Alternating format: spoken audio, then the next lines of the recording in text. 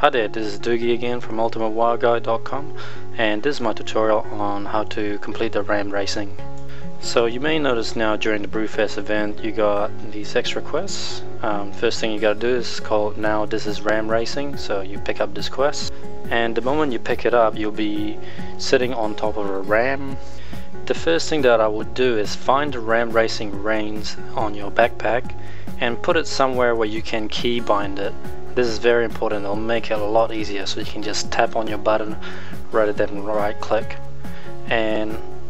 or if you wish to right click you can just click track on the quest and then you can right click it on the icon. So for this quest we need to maintain a trot for 8 seconds, then a canter for 8 seconds, then a gallop for 8 seconds. To do this you just have to right click or press your keybind button. I have mine keybind on Z. So once you obtain a trot or canter or gallop, all you have to do to keep up at that speed is just to keep a rhythm of tapping the button like every 2 seconds. So to keep you a good rhythm for trotting and canter, just say to yourself like tap 1 2 3, tap 1 2 3, tap 1 2 3, tap, and you should be able to get that rhythm going and just keep a trot or a canter for at least 8 seconds, and that should be easily done. And to do a gallop is really easy. Just tap the button as fast as you can and it will stay at a gallop. So for the keg quest, it's really easy. Just keep tapping and you should be doing this at a full gallop the entire way. Notice how there's an apple barrel on the way, and every time you reach a barrel your exhaust rate will reset back to 0.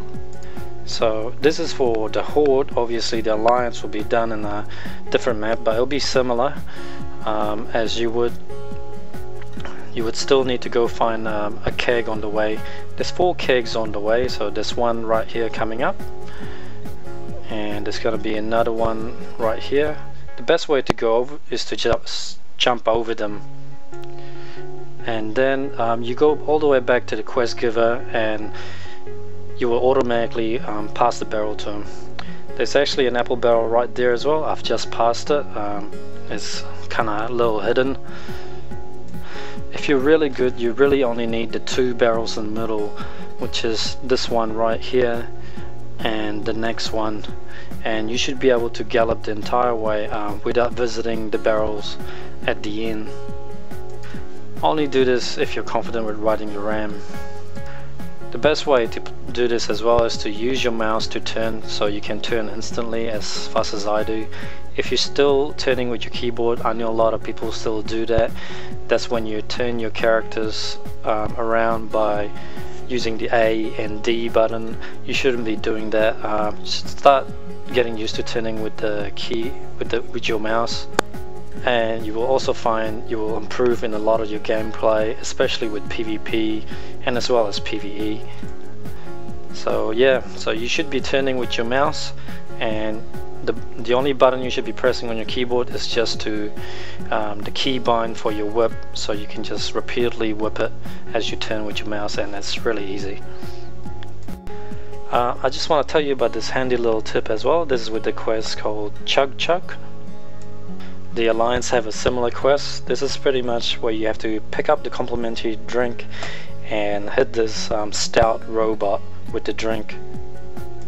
For some strange reason it's really hard to hit this robot on my torrent, so I found a good little tip which is to stand directly on top of the robot, then drink your drink, and you shouldn't miss, just like that. I did this with my undead warrior, and for some reason my undead warrior would never miss, whereas with the Tauren I would miss all the time. So I think it's something to do with the different characters' shapes and size, like the Tauren would throw the glass too high or something.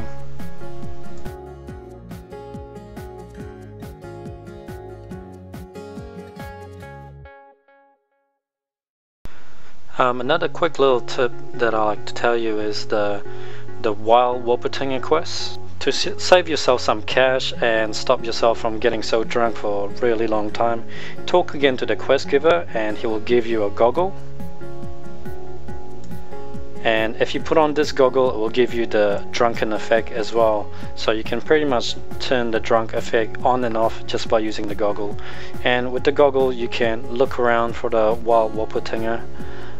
If you click track on the quest, you can just right click on the use item, and there you go, there's a wild Wolpertinger right there. Turn on the character health bar and you'll be able to see them much easier. You can also use these goggles to find the pink LX, which is easily found on the other cities. Well, that's it for me. There's really no additional tips that I could think of. If I do, I'll post more videos. But well, that's it from me. Hope you have fun with Brewfest and get all your achievement down. Good luck.